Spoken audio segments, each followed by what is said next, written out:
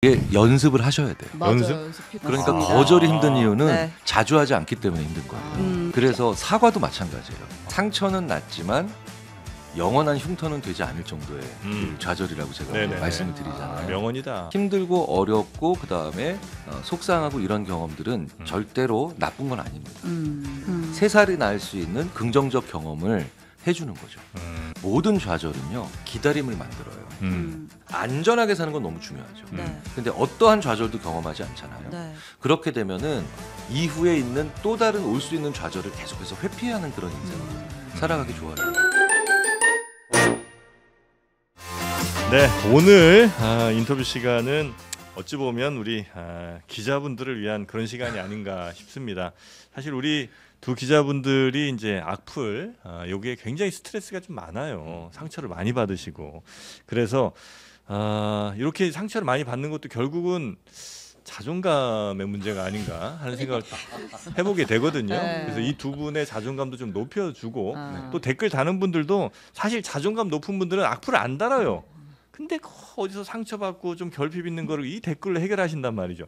그런 댓글 문화도 우리가 좀 더 건전하게 만들어보자는 의미에서 오늘 우리의 멘탈 힐링 시간을 한번 좀 가져보도록 하겠습니다. 좋습니다. 아주대학교 김경일 교수님과 함께 우리의 마음을 한번 좀 살펴보는 시간 가져볼까요? 어서 오십시오.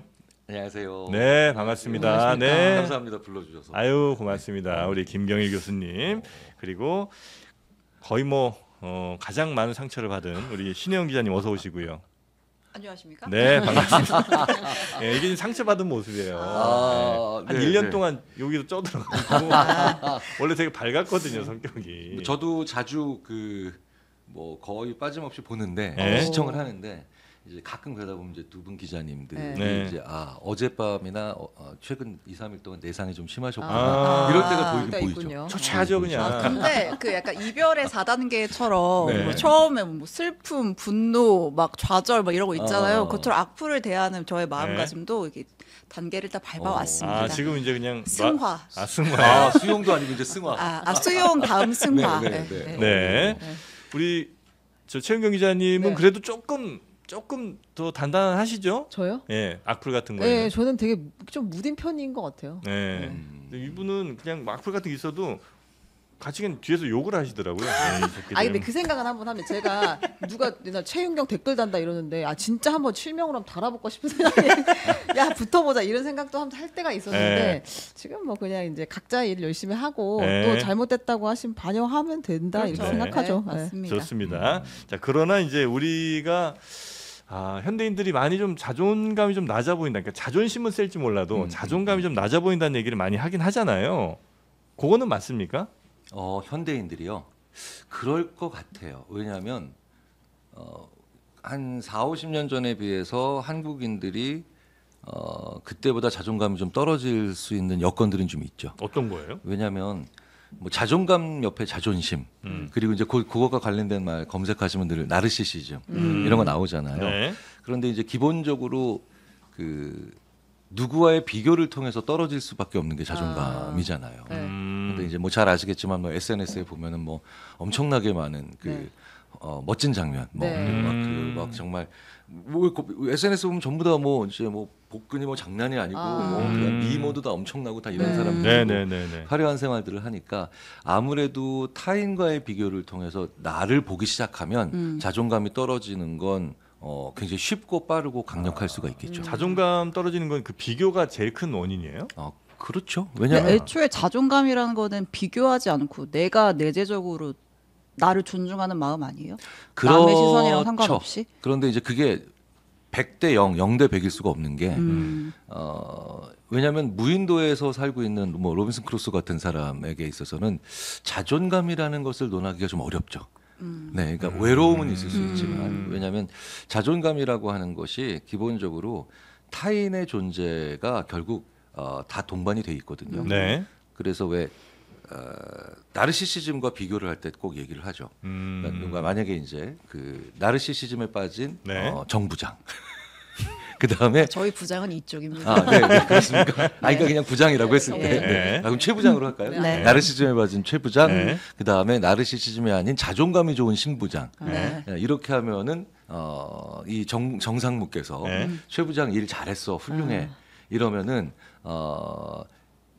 나 자존감이 좋은 신부장인 경우에는 네. 아우 저희 팀 애들이 원래 한기량해요 이렇게 얘기를 해요. 네, 그러니까 이게 자존감이 좋은 거예요. 아. 그러니까 역시 여전히 타인의 존재가 있는 거예요. 아. 그러니까 내 주위에 있는 사람들과 이렇게 나는 좋은 공존을 하고 있다. 예. 이런 게 필요하거든요. 자존감이 좀 낮은 경우에는 옆에 사람 칭찬하면 그렇죠. 그러니까 바로 죄송합니다. 네, 나르시시즘에 빠진 최 부장. 네. 이러면 이번에 일 잘했어라고 네. 이제 정상분이 칭찬하시면 네. 저희 팀의 그 멍청한 놈들을 데리고 제가 이 일을 해냈습니다. 아 그렇게 가요? 네, 네. 네. 아. 그러니까 쉽지 않았습니다. 타인의 존재는 어느 정도 다 있어요. 아. 그런데 이제 자존심 이게 더 심해져서 나르시시즘 이렇게 가면 네. 그게 뭐냐면 내가 잘하는 것보다 중요한 게 남들이 못해야 돼요. 남을 깎아내려야만 나의 그렇죠. 자존감이 충족이 되는 거예요. 그렇죠. 그래서 네. 칭찬을 그 사람이 자존감이 좋은 건지 아닌지 네. 그러니까 왜 이렇게 표현하거든요. 자기 애가 왜곡돼 있다. 죄송합니다. 자기 애가 건강하다. 네. 이렇게 표현을 하거든요.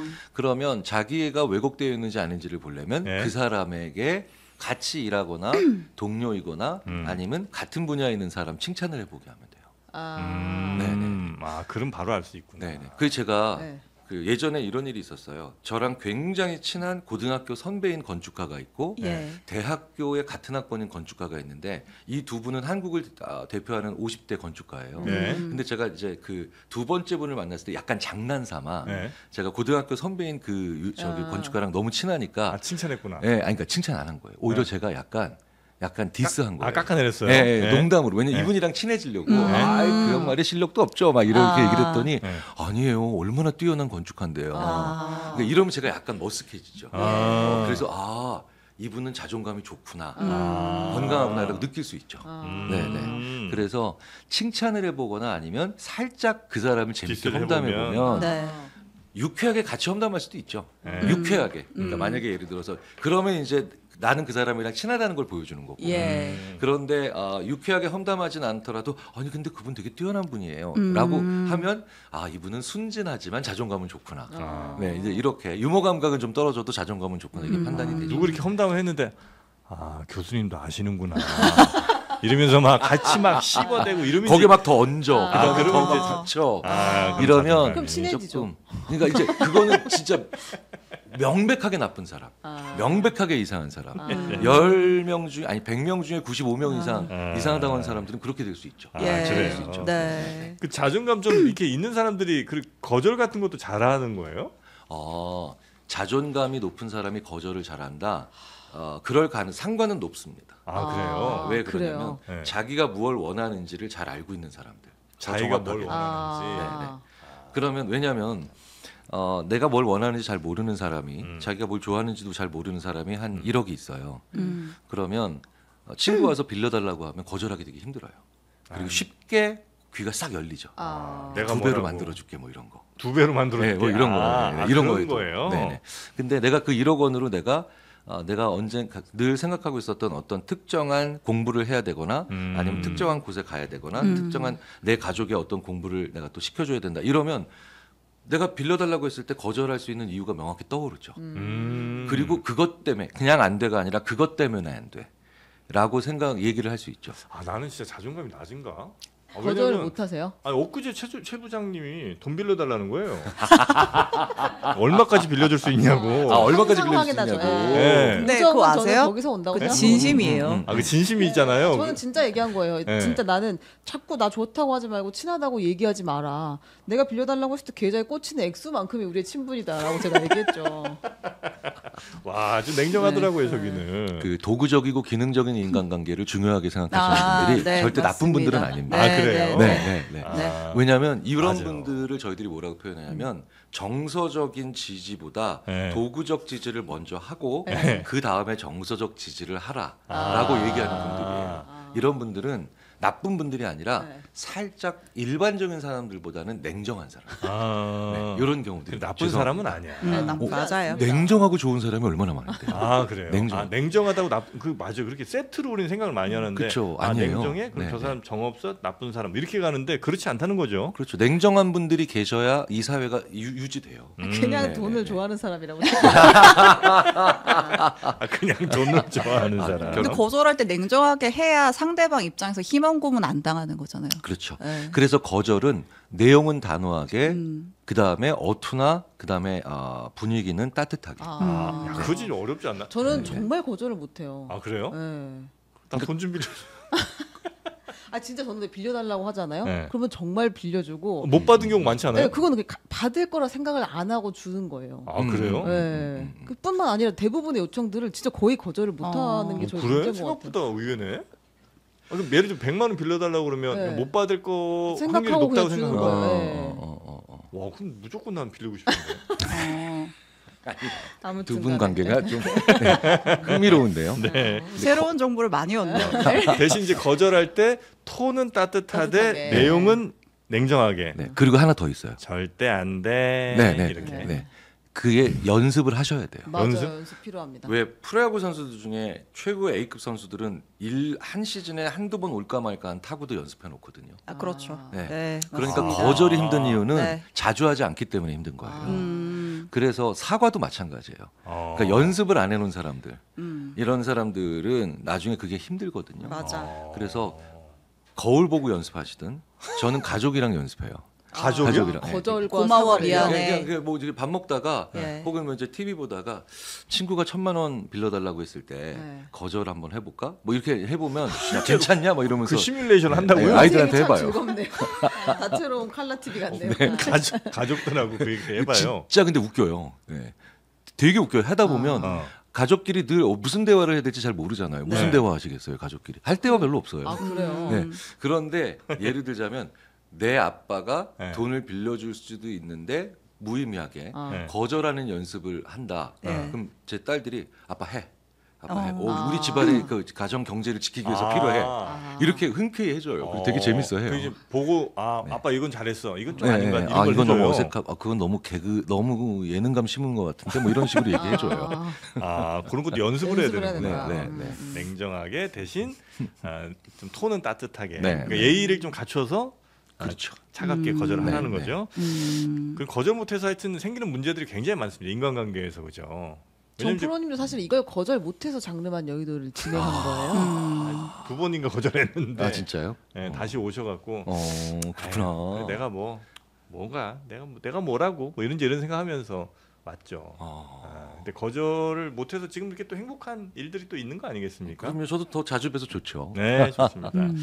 자, 여튼 이런 제대로 된 자존감을 잘 키우기 위해서는 어렸을 때부터 좀 어느 정도의 적절한 좌절 이런 게 좀 필요하다는 게 우리 교수님의 최근 또 역작 아니겠습니까? 그래서 한번 말씀하고 가시죠. 감사합니다. 네. 네.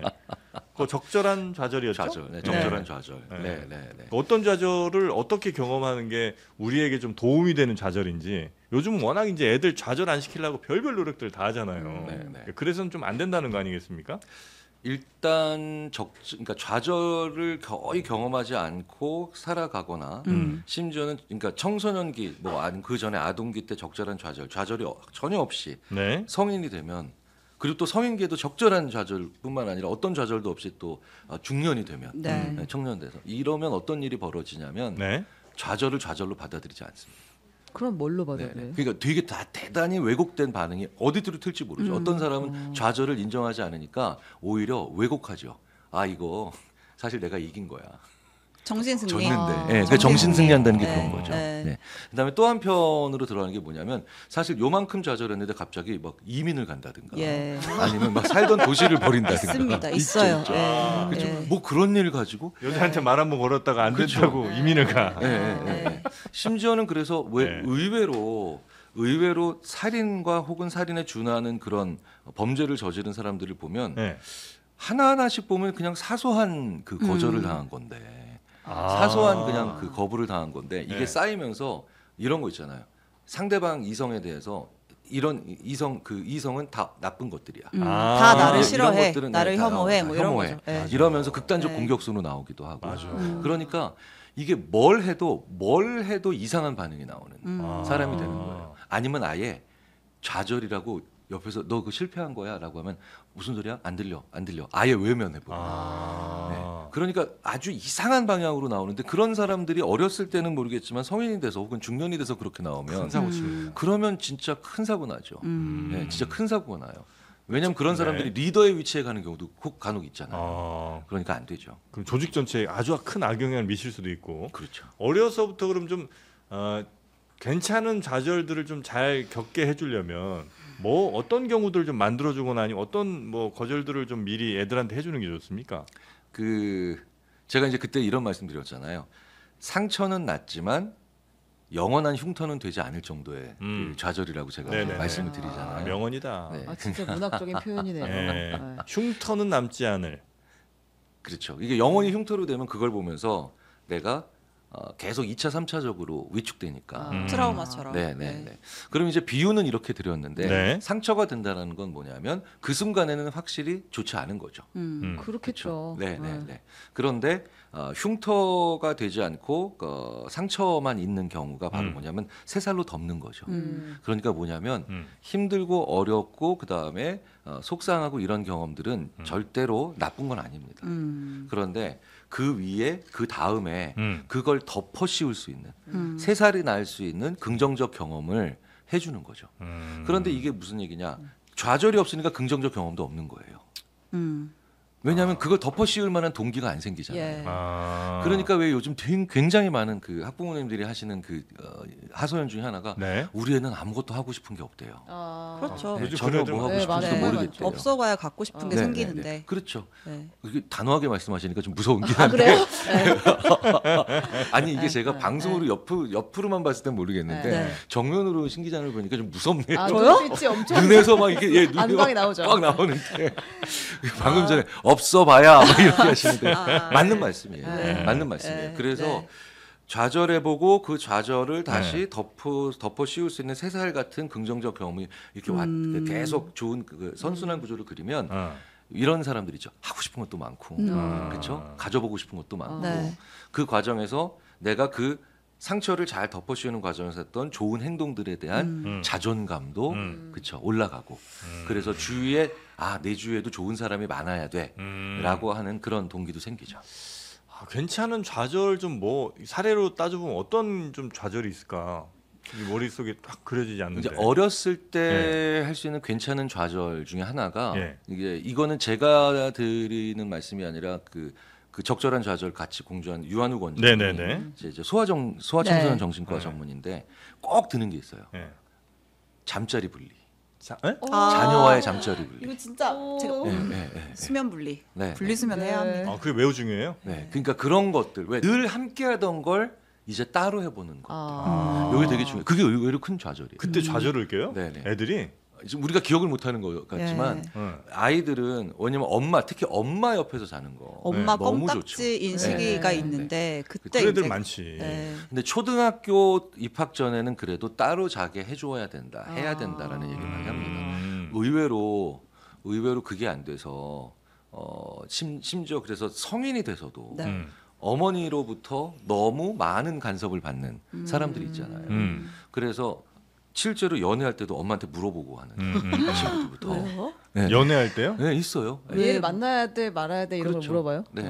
그리고 이거 그거 있죠. 우리 엄마가 안 좋아할 것 같은데라는 느낌으로 계속 상대방에게 그 자체를. 이상한 잣대를 들어대는데 왜 그런 경우에 연애를 해보면 있잖아요. 기분이 되게 묘하게 나빠요. 엄마랑 연애하는 네. 기분이군요. 그러니까 네가 날 좋아하는 거가 연애의 조건인데 자꾸 이러는 거 있지. 뭐 밥 먹다가도 야 이러면 엄마가 좋아하겠다. 뭐 이런 거 이런 거 있지. 꼴배기가 싫죠. 그쵸. 꼴배기. 바로 나오네. 너무 싫어하시는구나. 다시 무서워졌어요. 근데 그게 약간 그런 게 그 부모를 실망시키지 않으려고 하는 게 너무 모범생들. 내재가 되어 있어서 맞아요. 모범생들이 그렇죠.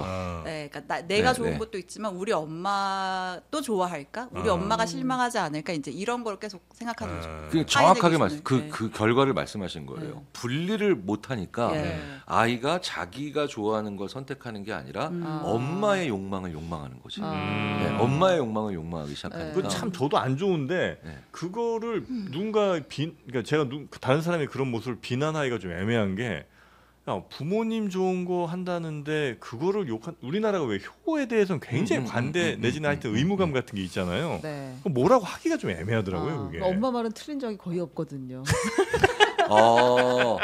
그것도 관련된 연구가 있긴 있죠. 뭐냐면 좋은 사람은 딸이 더 잘 알아봅니다. 그런데 진짜 나쁜 놈은 엄마가 더 잘 알아봅니다. 이게 엄청나게 오랫동안 연구된 주제인데 맞는 그래요? 것 같습니다. 그래서 네. 야 얘보단 얘가 더 좋아. 너 그건 얘가 더 가설이 좋다고 아니죠. 하지 마. 이론이죠. 그거는 딸이 맞고요. 그 놈은 진짜 나쁜 놈이 안 돼. 네. 이거는 어머니가 맞을 확률이 높다. 한 아. 60이 넘어가고 70 정도가 되면 네. 이렇게 표현합니다. 아주 기본적인 인간의 안 좋은 측면인 사이코패스, 나르시시즘, 마키아벨리즘이 있는 사람을 60이 넘어가면 알아보는 능력이 더 잘 발달된다. 그래요. 네네. 물론 잘 발달된 사람 경우나 그렇지 네. 60까지 아무렇지도 않게 산 사람들 있잖아요. 네. 막 산 사람들은 더 못 네. 알아보죠. 그런데 그래서 보통은 저도 이제 여학생들한테 네가 둘 중에 누가 더 좋은지는 네가 판단하고 근데 어떤 사람을 만났는데 진짜 나쁜 사람이다라고 얘기하면 그건 엄마 말이 맞다. 이렇게 저희들이 표현합니다. 근데 그 세 개 그 나르시시즘 그리고 뭐 사이코패스 요까지는 나쁜 거 알겠는데 마키아벨리즘은 뭐가 나쁜 거예요? 그러니까 마키아벨리즘은 뭐 당연히 그 마키아벨리의 군주론에서 네네. 유래한 그 개념인데 네. 그러니까 사람을 장기판에 졸로 하는 사람. 목적이 수단이 목적을 뭐야 갑자기 목적이 수단을 정당화하는 그쵸. 사람들 정확하게 있잖아요. 그런 사람. 네. 도구적으로 이용하는 네. 사람들. 네. 그러니까 그리고 어떤 일을 해놓고 네. 그게 자기에게 유리하니까 해놓고 네. 그런 다음에 너 왜 그런 일을 했어라고 비난을 받으면 이게 이렇게 되는 게 좋은 거라니까. 예. 그러니까 자기한테 좋은 걸 해놓고 그러니까 이런 게 대부분 마키아벨리즘에 해당하는 거죠. 그래요. 그런 사람들. 그런 아주 분들이 정확하게 요약을 하셨어요. 목적이 수단을 정당하고 네. 수단이 계속해서 두 번째 목적을 네. 만들어내는 그런 사람. 자꾸 신기자한테 좀 잘 보이려고 하시는 것 같은데. 안방에 겁먹은가요? 제압당했어요 지금. 그런가요? 네, 죄송합니다. 근데 그런 사람들이 가스라이팅을 진짜 잘합니다. 그래요? 네. 그렇죠, 그렇죠. 네. 네. 제가 신 기자님한테 좀 더 잘 보이려고 한다기보단 네. 저는 스튜디오에 들어오기 전에 신 기자님과 10분이랑 얘기를 했어요. 네. 맞아요. 예, 그리고 두 분과는 얘기를 못한 상태예요. 예, 예, 네. 예. 여기 한 5분 정도 더 있으면 그래서 그 워밍업에서 벗어나지 않을까 싶습니다. 근데 오늘 이제 우리가 적절한 좌절에 대해서 얘기를 하고 있잖아요. 근데 네. 이제 자라날 때 성장기에 좌절과 결핍이 필요하다는 건 사실 너무나 잘 우리가 알고 있는 과잉보호하지 말아야 된다. 그러니까 스스로 설 수 있게 도와줘야 된다. 네, 알겠는데 포인트는 저는 적절한인 것 같거든요. 어느 수준? 네, 그러니까 적절한 수준이 뭔지 이게 좀 공통된 게 있는 건지 그리고 우리가 막 케이스 바이 케이스 에바에 이런 얘기 많이 하잖아요. 어떤 애들은 그러니까 좌절적인 상황이 됐는데 그걸 좌절인 줄도 모르고 그냥 그런가 보다 하고 대수롭지 않게 극복하고 났는데 나중에 봤더니 그때 좀 힘들었는데 잘 넘겼어. 대수롭지 않은 친구들이 있고 아까 말씀하신 대로 어떤 친구들은 집에 와서 엄마 붙들고 엉엉 울고 막 무너져 내리는 친구들이 있잖아요. 그러니까 그렇게 성향들이 다른데 어떻게 적절한 좌절을 경험시킬 수 있는 거예요? 부모의 입장에서. 적절한 좌절이라고 하는 사전적 명시나 네. 아니면 전문가들의 어떤 정의가 존재하지 않죠. 그런데 제가 그럴 때마다 드리는 말씀이 뭐냐면 그 왜 누구나 다 가지고 있지만 누구도 안 읽었다는 책이 마이클 샌델의 정의란 무엇인가. 읽었습니다. 네, 근데 사람들이 읽었는데 큰 이게 자랑이요. 잘 안 끝까지 납니다. 읽은 기억이 잘 안 나요. 그렇죠, 그렇죠. 네, 네. 근데 이게 왜 그러냐면 네. 그 마이클 샌델 교수가 거기서 총 10가지의 서로 상충되는 정의를 그 계속해서 제시하잖아요. 네. 뭐 예를 들어서 대를 위해 소가 희생하는 게 정의다? 아니다. 소를 위해 대가 조금씩 불편함을 감수하는 게 정의다. 이렇게 서로 상충하는 정의를 네네네. 계속 그 제시를 하는데 제가 이렇게 옆에서 보니까 자기 마음에 드는 정의가 나오면 거기서 더 이상 안 읽습니다. 그렇지. 더 읽어봐야 그렇지. 나중에 여기까지. 상처. 내 생각이 맞았어. 그렇죠. 네. 네. 그런데 그 맨 마지막에 이 마이클 샌델 교수가 하는 얘기가 이런 얘기하죠. 지금 이 진짜 정의는 지금 이 순간의 적절한 정의가 무엇인지를 매번 기꺼이 그때마다 고민하는 것이 정의이다. 여기서 정의는 저스티스잖아요. 네. 그러니까 무슨 얘기냐면 방금 전에 말씀하셨던 적절한 좌절이라고 하는 건 이게 아이가 직접 경험해서 좌절해야 되는 것인지 네. 아니면 이 고민을 옆에 있는 부모나 다른 어른들이 대신해서 그 너무 고통스럽지 않게 대신 해줘야 되는 것인지 네. 이걸 매번 기꺼이 그때마다 자주 고민해야 된다. 그러니까 우리 사회가 네. 너무 쉽게 결론 내잖아요. 예. 이걸 심지어 결단이라 그러잖아요. 네. 그런데 왜 예전에 얼마 전에 퇴임하신 문영배 대법관께서 네. 결단하지 아, 말고 네. 제발 토론하라고 상의하라고 얘기를 하시는데 그게 심리학자들이 볼 때는 굉장히 교육적으로 정말 그 좋은 말인 게 바로 우리가 원칙이라고 하는 거 있어야 된다. 부모의 교육에는 뭐 사회는 원칙이 일관성이 있어야 있어야 된다. 된다라고 하죠. 그런데 그게 사실 어떻게 보면 굉장히 폭력적인 말입니다. 그리고 굉장히 무지한 말이 될 수 있어요. 어떻게 그 사안이 기존에 있는 것과 똑같을 수 있어요. 그러니까 아주 대원칙 있잖아요. 네. 사람을 해치면 안 된다. 그렇죠? 그리고 남의 물건 훔치면 안 된다. 뭐 이런 그렇지. 아주 몇 가지 대원칙 이외에는 굉장히 많은 것들은 매번 기꺼이 그때마다 다르기 때문에 맞습니다. 당연히 매번 기꺼이 그때마다 고민하는 모습을 부모가 보여주시고 실제로 하셔야 돼요. 그럼 이게 쌓이죠. 네네네. 아무리 얇은 A4 용지라도 쭉 쌓이면 기둥처럼 되잖아요. 그게 그 부모의 철학이에요. 그러니까 한 번 세상에 제일 무서운 사람이 책 한 권 읽고 깨달음 얻은 사람이 제일 무서웠다는 얘기 하는 게 그렇게 해서 만들어진 건 원칙이 아닙니다. 주관도 아니고 철학도 아니고 그냥 그건 아주 표피적인 고집이죠. 자기도 그게 왜 맞는지 틀리는지도 모르고. 몰라. 근데 그런 사고로 굉장히 오랜 기간 살아가는 그런 성인들을 우리가 보죠. 네. 그러니까 옆에서 보면 안타깝죠. 그리고 저도 그렇게 살지 말아야 되겠다는 경각심도 들고요. 약간 여기서 저는 이제 정프로가 일종의 뭐 현인 단계로 넘어섰나는 그런 감동을 좀 받았거든요. 네. 제가 요즘 이제 고민하고 있는 것 중에 하나, 저희 이제 테마 중에 하나입니다. 다이나믹 이퀄리브리엄, 동적 평형. 와, 나 이걸 이제 요즘 고민하고 있습니다. 네. 항상 어떤 주제가 됐든 이거를 나의 기존의 원칙이라든지 아니 세상이 정한 그 기준에 맞춰 생각하는 게 아니고 늘 움직이는 균형 상태를 유지하자. 와, 이거 대단하거든요. 그렇죠. 맞습니다. 심리학에서도 그런 유사한 개념을 강조합니다. 그렇습니까? 네, 그러니까 이퀄리브리엄이라고 하셨지만 저희는 네. 호메오스테시스라고 해서 평형 상태. 네. 내게 좋았던 것 같은데. 발음은 호메오스테시스가 둘 다 좀 편하긴 한데 그래도 좀 더 멋있는 네. 것 같은데요. 네. 영화 제목처럼. 대신 이게 계속 움직이는, 그죠? 그렇죠. 네. 근데 평형 상태를 유지하려면 네. 계속 움직여야 돼요. 그렇죠. 그렇죠. 네. 마치 그 네, 예전에 네. 우리 책 돌릴 때 네. 고등학교 막 이럴 때 이제 교과서 막 돌리잖아요. 네. 그때도 이제 항상 가만히 놓는다고 해서 이게 중앙 잘 맞췄다고 계속 돌지 않잖아요. 그렇죠. 끊임없이 움직여줘야 네. 중간 그 평형을 맞출 수 있다. 그렇죠. 이걸 좀 요즘 제가 고민하고 있거든요. 그거는 아주 적절한 고민이신 것 같아요. 고맙습니다. 역시 뭐 우리 교수님과 저는 통하는 부분이 매우 많은 것 같습니다. 네, 고맙습니다. 감사합니다. 네. 끝났나요? 네. 좀 더 얘기할까요? 기자님, 네. 계속 질문하시죠. 네. 네. 네. SNS 끊어라 지금 이거 얘기했는데 할 타이밍 아닙니까? 네. 없어요? 자, 그렇게 해서 이제 우리가 자존감 높이는 법에 지금 얘기했으니까. 적절한 좌절 등을 통해서 물론 이제 그 적절한 좌절이 어느 수준인가가 매우 어려운 문제이나 그거를 그때 계속해서 뭐 아이들과 같이 상의를 해보든 아니면 스스로 계속 고민을 해보든 그 상황에 맞는 그 지점들을 찾아 나가는 그 과정이 좀 필요하다는 것 같고요. 맞죠? 그렇죠. 책 못 돌려서 좌절하고 있죠. 그러니까 좌절. 네. 너무 어려워요, 근데 그거. 이 적절한 좌절이라고 하는 것이 네. 매일매일 좌절하는데 근데 어떤 적절한 좌절이 필요? 매일매일 좌절하고 있으면 그게 적절한 겁니다. 그래요? 네, 왜냐하면 그 정도니까 매일매일 견디면서 사는 거 아니겠어요? 그런데도 견디고 사시잖아요. 그러니까. 그러니까 그 얘기는 무슨 얘기냐면 네. 이걸 좌절이구나 아니면 실패구나 어려움이구나 하고 인식을 하는 거죠. 그러니까 문제를 외면하지 않는 거예요. 문제를 어떻게 외면하겠어요? 네. 지금 동접이 오. 계속 보이는 보이는데 구독자가 이렇게 안 늘어나는 게 보이는데 매일매일 이걸 보면서 좌절하고 있습니다 지금. 그런데 그걸 문제를 외면해 버리는 분들이 의외로 되게 많아요. 그러니까 내가 세상 사람들이 나와 비슷할 거라고 생각하잖아요. 근데 진짜 다르죠. 진짜 다르죠. 왜 그래서 심리학자들이 하는 실험 있잖아요. 자 보세요. 이게 무슨 노래인지 맞춰보세요.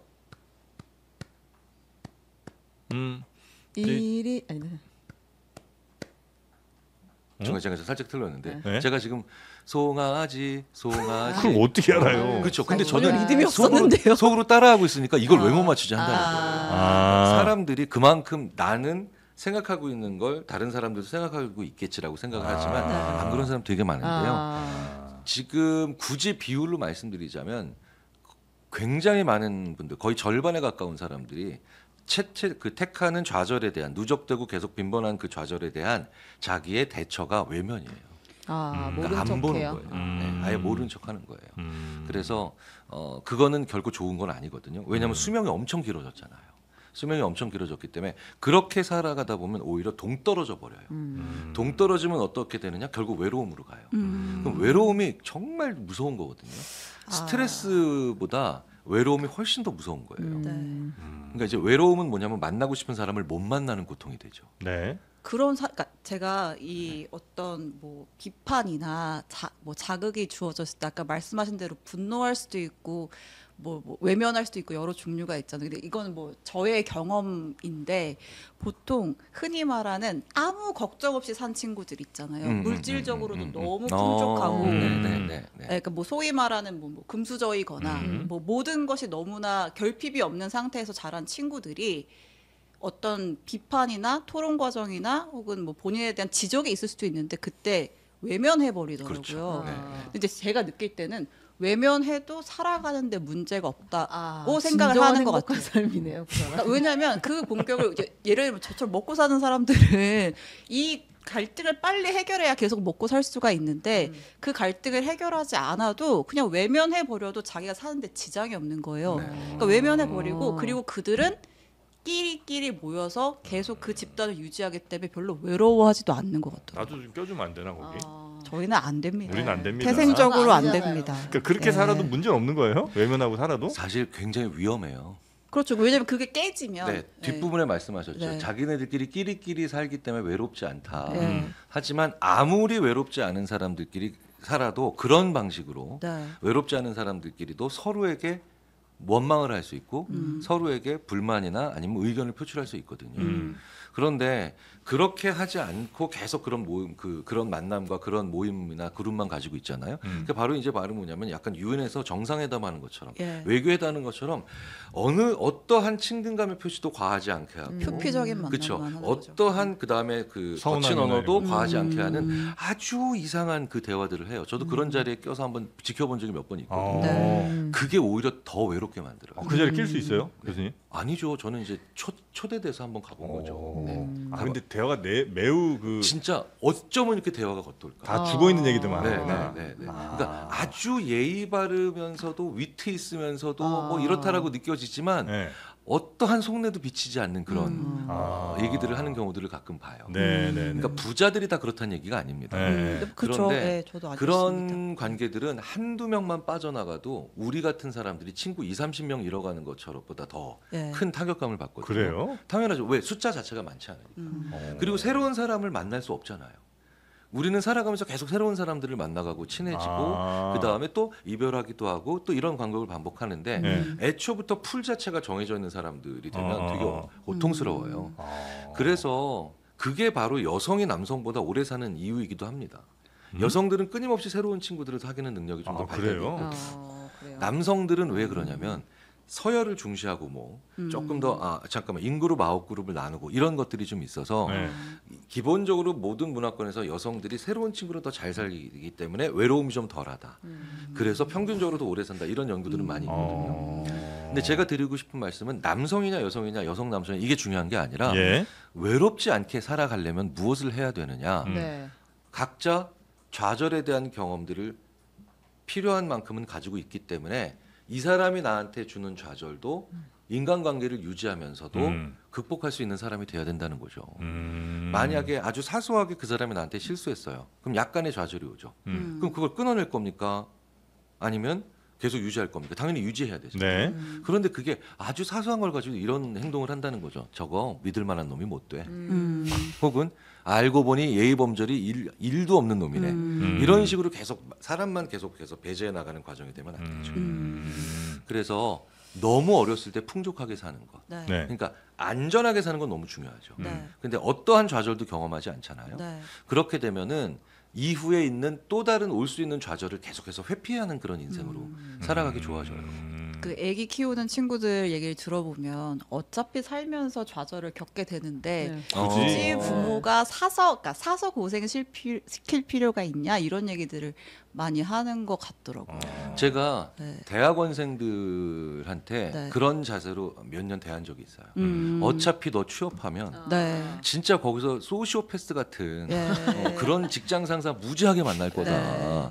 그래서 제가 약간 다른 옆에 있는 동료 교수들이 볼 때는 좀 과하다 싶을 정도로 잘해줬어요? 아이들이 다 제 앞에서 대학원생들이 막 휴지 집어 던지고 뭐 얼마든지 뭐 자기 하고 싶은 데 다 하게 너무 했었거든요. 무례한데요. 그런데 휴지. 저는 그게 오히려 되게 제가 좋은 선생이라고 착각했던 거예요. 예. 그래서 필요한 만큼은 안 돼. 너 선 넘었어. 너 그 정도까지만 안 돼. 그리고 알려주는 거죠. 밖에 나가면 그걸 굉장히 이상하게 볼 사람들이 있어. 알려주는 건 할 거는 하는데 여전히 저도 잘 모르겠어요. 네. 어디까지가 해야 되는 거. 아니 근데 그 아까 그 어머님의 말씀 어차피 크면 다 저런 좌절 겪을 텐데 굳이 애 때부터 할 필요 뭐 있냐. 나는 그 말을 정확하게 어차피 겪을 좌절이기 때문에 미리부터 좌절시키지 않으면 나중에 배로 10배로 고생한다. 그러니까 어렸을 때부터 좌절을 시켜야 된다고 저는 생각을 하는 사람이거든요. 그 좌절을 겪지 않으면 네. 왜 나중에 더 큰 낭패를 보냐면 모든 좌절은요 기다림을 만들어요. 보십시오. 배가 고파요. 그런데 엄마 밥 주세요라고 했는데 안 돼. 지금 너한테 밥을 줄 수가 없어. 엄마가 어떤 원고를 쓰고 있어.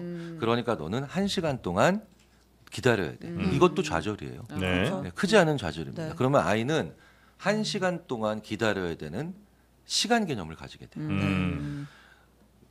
심리학에서 비윤리적이다라고 하는 걸 뭐라고 하냐면 비윤리적인 건 되게 나쁜 거죠. 왜? 자기 공존성이 떨어지잖아요.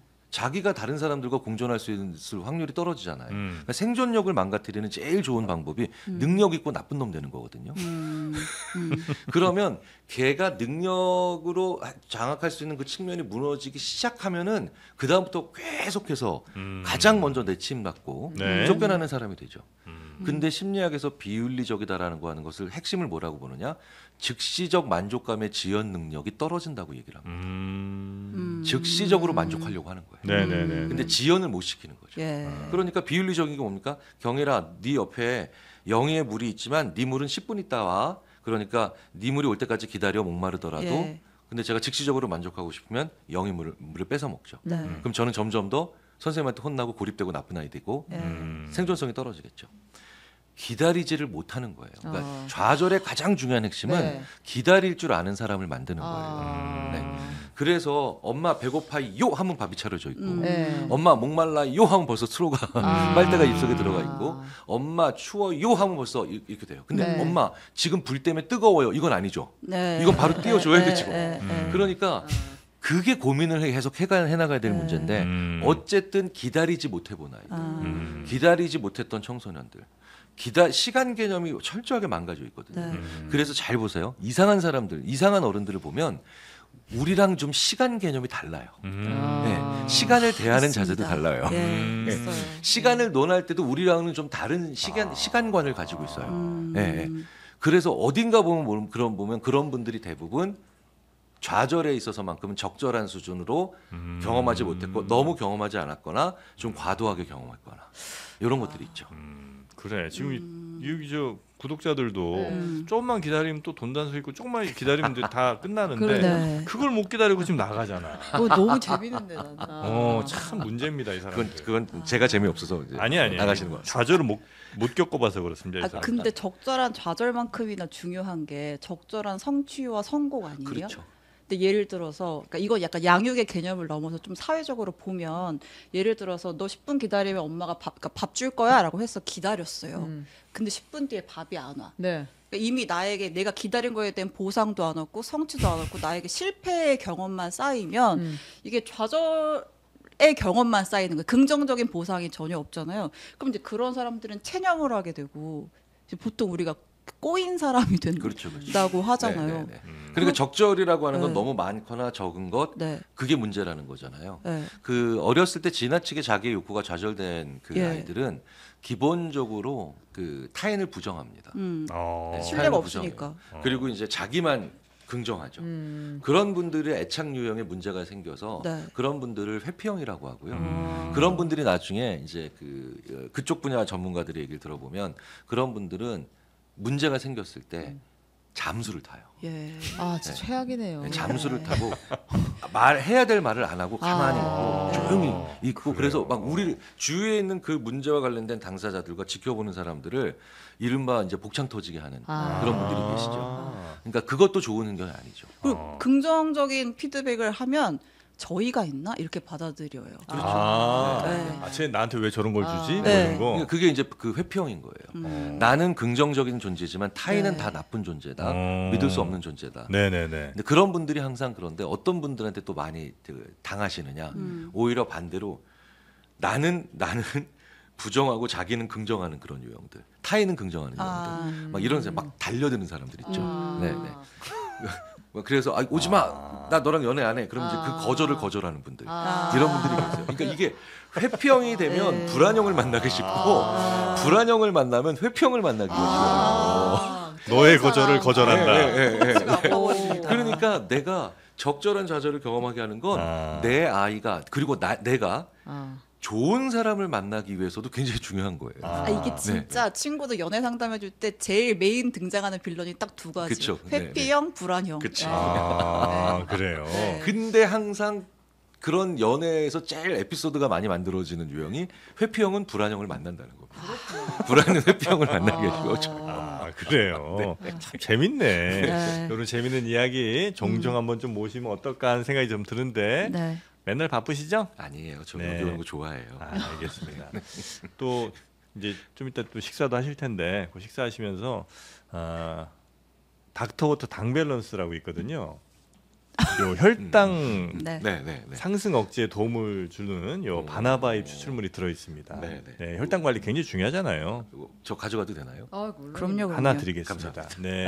근데 가시는 길에 요 카드 결제기 있는데요. 거기서 2박스를 결제하시면 한 박스가 또 추가로 갑니다. 네. 네, 지금 세일 중이라 누적 판매량 20만 병 식후 혈당 상승 억제에 도움을 줄 수 있는 바나바잎 추출물이 함유된 바로 이 닥터워터 당 밸런스 배송 메모에 장르만 여의도를 작성해 주시면 2박스 구매 시 1박스를 더 드린 이벤트를 지금 유지하고 있습니다. 네이버에서 닥터워터 당 밸런스를 검색해 주시면 되겠습니다. 우리 교수님이랑 시간이 너무 좋은데 우리 저 최은경 기자 뭐 하실 말씀 있었던 것 같은데요. 구매 회피형이라고. 저 질문 하나만 해도 돼요? 마지막으로 하나. 네. 그 주위에 보면 대화를 할 때 주제가 자기가 아니면 못 견디는 친구들이 있거든요. 네. 다음번에 좀 사례자를 데리고 옵시다. 이거 말고 이런 경우에. 예를 들어 이렇게 넷이 얘기를 하는데 뭐 예를 당 밸런스 얘기도 할 수 있고 어제 뭐 먹었는지 얘기할 수 있고 뭐 너 어제 뭐 했다며 얘기할 수 있는데 그걸 못 견디고 어떻게 해서든 본인과 관련된 주제로 대화를 끌고 가는 친구들이 있어요. 네. 이 친구들은 자존감이 낮은 거예요, 높은 거예요? 왜 그러는 거예요? 자존감이 예. 정상적인 수준을 유지하는 것 같지만 예. 고립 불안이 굉장히 높기 때문에 고립 불안. 네, 고립되는 순간에 갑자기 자기의 어두운 측면들이 확 올라오는 유형들이죠. 네. 그러니까 이분들은 외로움을 못 견디는 사람들. 나 빼고 셋이 이렇게 뭔 얘기하는 걸 못 견디고. 다 같이 하면 얘기하는데 되잖아. 너 짜장면 먹을래 떡볶이 먹을래 얘기도 하는데 갑자기 뭐든지 본인 기준으로 네, 그러니까 내가 그것도 외로운 거죠. 네, 친구가 그러니까 없는 거 아니에요? 이분들은 일반적으로 그렇기 때문에 시사, 정치, 경제, 사회 이런 대화를 나누기 되게 어려워요. 왜냐하면 자기가 직접 주인공이 될 수 있는 얘기들이 아니잖아요. 네. 그러니까 굉장히 신변잡기적인 얘기. 저도 제 주위에 그런 사람 하나 있습니다. 그러니까 그 사람 아파트 산 얘기를 모두가 다 3시간 동안 저희가 아. 8명이 들었어요. 예. 근데 되게 8명이 다 착하시네. 네, 온화하네요 성품이. 아. 그걸 다 듣고 있다니. 왜냐면 이제 그분이 이제 선배였기 때문에 아, 아. 그걸 샀나 보다. 예. 밥을 샀죠. 네, 샀으니까. 네. 근데 이제 이런 경우에 그런 분들을 아. 보면 자기 그러니까 자존감이 좋은 게 아니라 네. 자존심이 굉장히 강한 분들로 저희들은 표현을 하죠. 그거를 흔히 말하는 자기애성 성격장애라고 그렇죠. 그러니까 하는 거예요. 건강한 자기애는 아니에요. 근데 자기애적 성격 장애라고 하면 일반적으로 나르시시스트를 말씀드리는데 그분은 나르시시즘이라고 하기에는 좀 그런 면에서는 약간 귀여운 데가 있죠. 아, 네. 지 얘기만 하니까. 네. 지 얘기만 하니까. 그런데 그래서 그분들은 주제가 중요한 게 아니라 자기의 얘기를 들어주는 걸 되게 좋아하잖아요. 아. 자기 얘기를. 그러니까 이분들은 감정을 배설하고 있는 겁니다. 아. 자기의 감정을 배설하고 있는 거예요. 그럼 어떻게 들어줘야 돼요? 아니면 들어줘야지. 60분 그만해, 중에 이렇게 해야 돼요? 57분을 얘기하는 사람이 있다. 뭐 그분을 59분. 그분들을 네. 만약에 내가 내칠 수 없고 네. 어쨌든 만나야 네. 된다라고 하면 저는 개인적으로 그 사람이 그렇게 나에게 많은 것들을 배설할 때 좋아. 그러면 내가 피할 수 없으니까 네. 대신 당신이 이런 비용을 치러야 된다. 그러니까 그 사람이 치르는 비용, 뭐 밥값을 낸다든가, 아. 술값을 낸다라든가, 네. 이런 것에 오히려 초점을 맞추는 게 나아요. 안 그러면 내가 너무 힘들어져. 아. 네. 그래서 그런 분들이랑 식사하실 때는 늘 꽃등심을 드시는 게 나을까. 네. 근데 신 기자님 주변에 이상한 사람들이 많은 모양이네. 아니 다 있잖아요. 근데 이제 있죠. 그러니까 네. 저는 이제 타인의 행동이나 이런 걸 좀 관심이 많으니까. 궁금해하니까. 네. 네. 심리학을 하셨으면 정말 대성하셨을 것 같은데 그럼. 다행입니다. 네. 자, 이렇게 종종 우리 교수님과 함께 우리의 스트레스 혹은 뭐 우리의 마음, 우리의 상처들을 좀 돌보는 시간들을 그래도 한 달에 한두 번은 좀 가져야 되지 않을까 하는 밥은 생각이 저희가 사겠습니다. 감사합니다. 넙죽 감사합니다. 네. 꽃등심으로. 네. 자, 우리 김경일 교수님 오늘 대단히 감사하고요. 조만간 또 다시 뵙도록 하겠습니다. 고맙습니다.